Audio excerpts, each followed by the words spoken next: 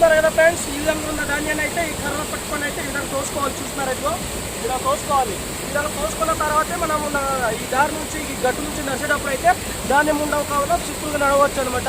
ఈ ధాన్యం గట్టు దగ్గర వచ్చి ఉండిందంటే నడవడానికి బాగా అవ్వదు అనమాట, కుదరదు. అందుకని ఈ విధంగా తోసుకోవాలి. చూడండి పశువులు అంటున్నాను, పక్షులు కూడా తినవన్నమాట.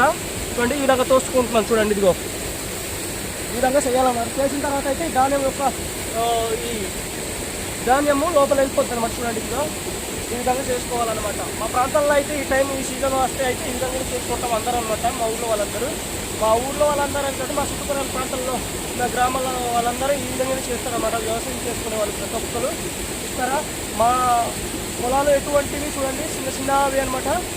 మాకు ఓన్లీ జీవనాధారం కోసమే ఈ చిన్న చిన్న పొలాల దగ్గర అయితే పంటలు పండించుకొని వాటితో వచ్చిన ఒక ధాన్యంతో మేమైతే మిల్లు ఆడిపించుకొని అయితే మేము ఆ యొక్క ఏమంటారు బియ్యంని వంట వండుకొని తింటాం అనమాట.